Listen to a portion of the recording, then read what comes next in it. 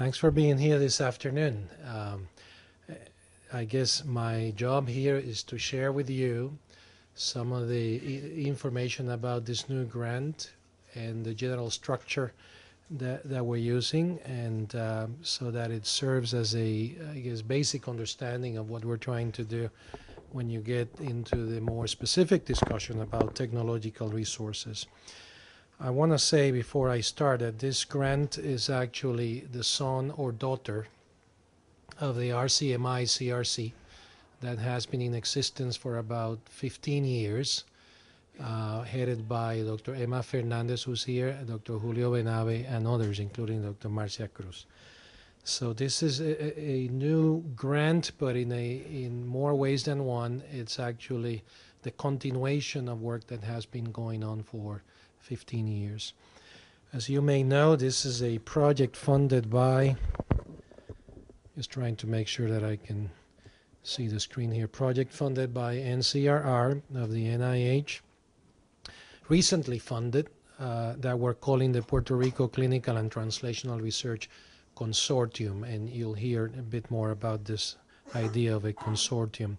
Funding started in September and will be ending at the end of June 2013, unless, of course, we get additional funding after that.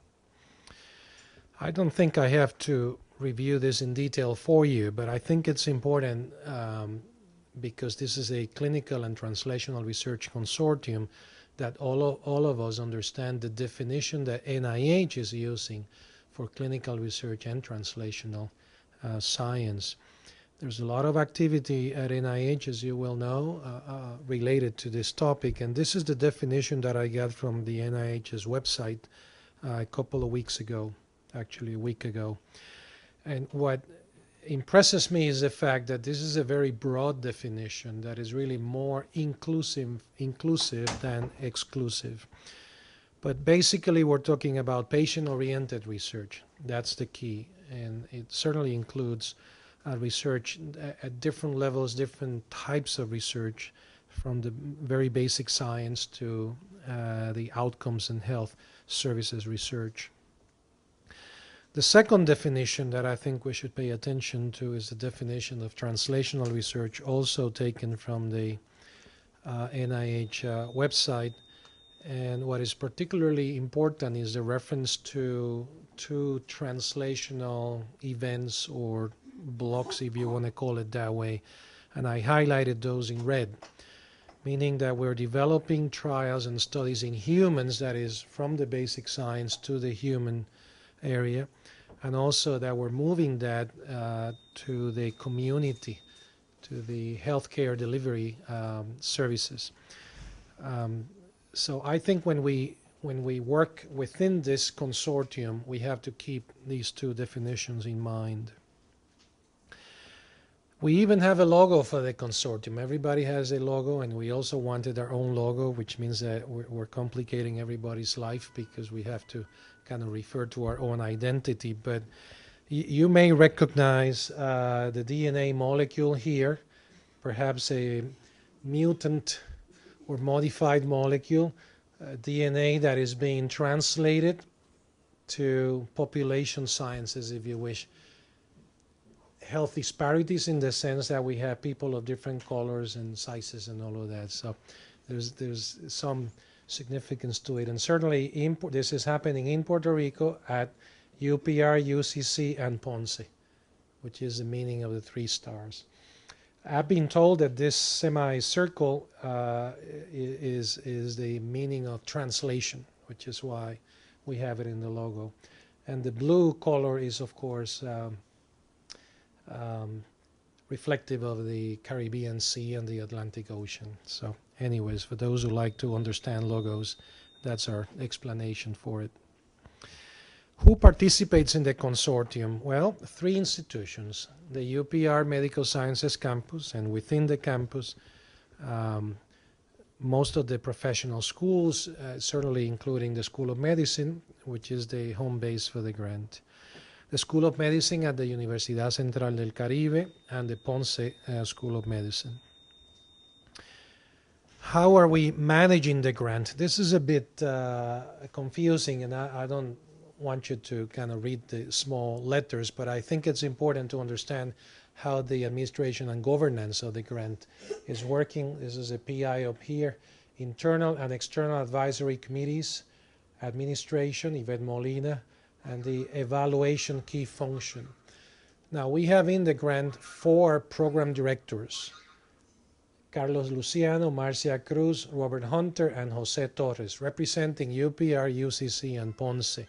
So we have program directors from each of the 3 institutions that oversee some of the activities of on the grant. Now, these boxes down here represent the key functions, and which is really the basis of the grant, the most important part. This is the operational part of it, the key functions. As defined by NIH in their RFA, are very similar to what you may have seen in CTSA descriptions of CTSA awards or programs. Now, what we're doing really here is representing the fact that our program directors oversee a couple or sometimes 3 of the key functions as a way of maintaining communication between and within participants. Now, let me give you a little bit more detail about the key functions. These are the ones that I consider to be kind of more related to the investigator, him or herself, and that is a training program. The leader is Estela Estape, and this is a program that, as you may know, offers the clinical master's degree in clinical research. There's significant funding that comes with it. Then there's a research design, biostatistics, and clinical research ethics key function. Cynthia Perez, Heidi Venegas, and Diana Fernandez.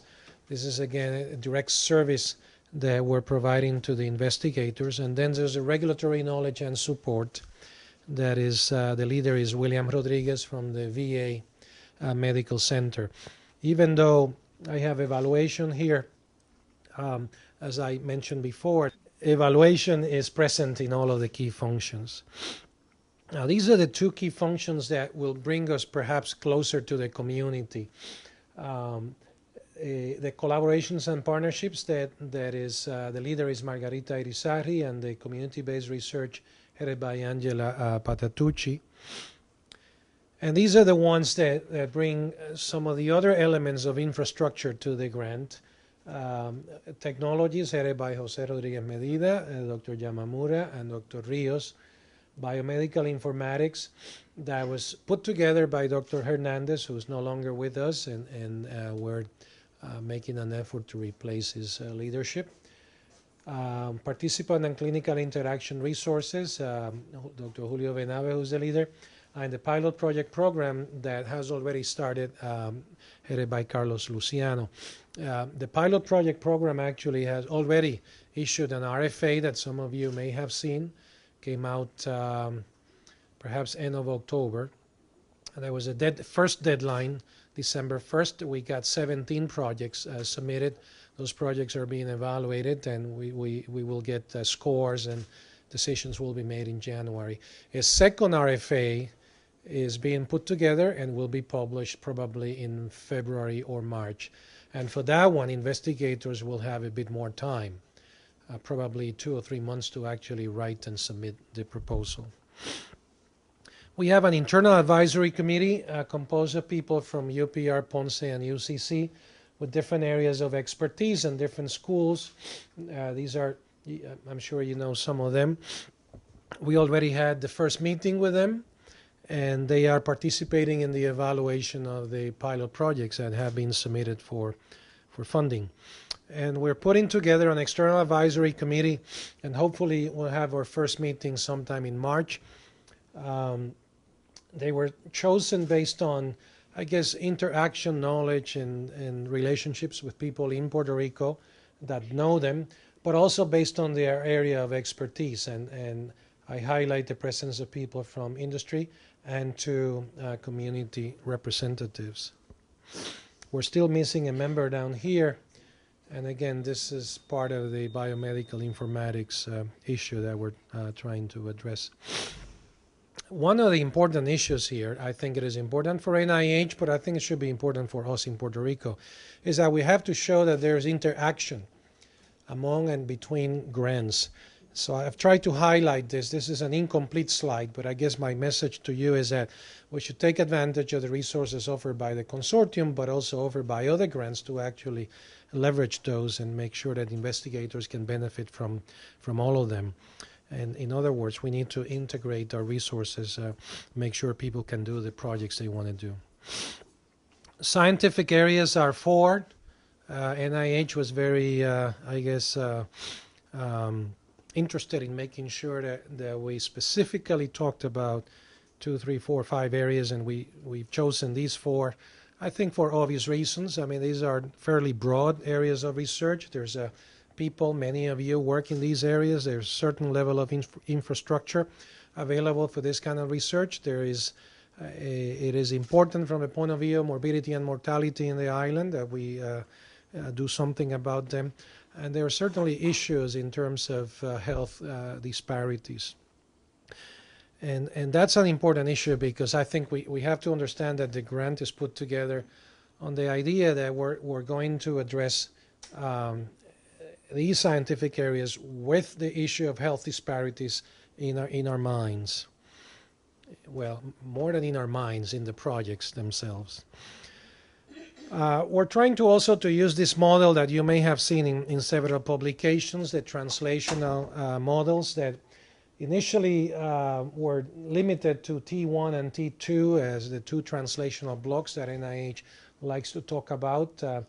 This is the model that was published in 2004, and as you may know, it was updated, expanded in 2007 in this paper in JAMA. And what they basically did was divide the T2 into T2 and T3 based on the different types of research.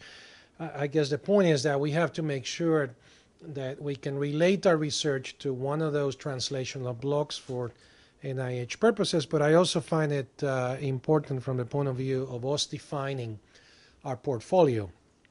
This is a slide that I put together, simplified from the previous slide, so we can start actually classifying our projects based on the particular area of the continuum that we're trying to address.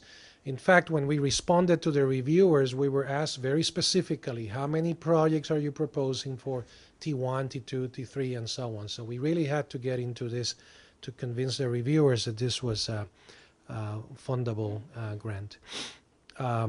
I want to make a comment about this. As you well know, the UPR has had a clinical research center for 15 years. Again, this is not going to go away. The center is still there.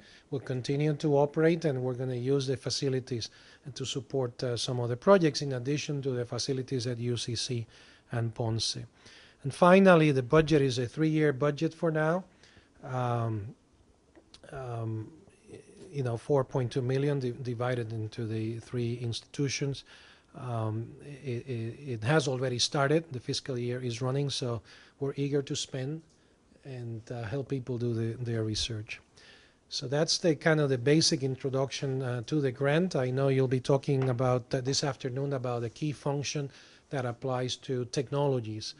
And I think we felt that it was really important for people interested in using this network that is being put together to their advantage, to come together, learn more about it, discuss ways in which we can make it easier for you to do projects and so on. And I think we have everybody that needs to be here to address those issues.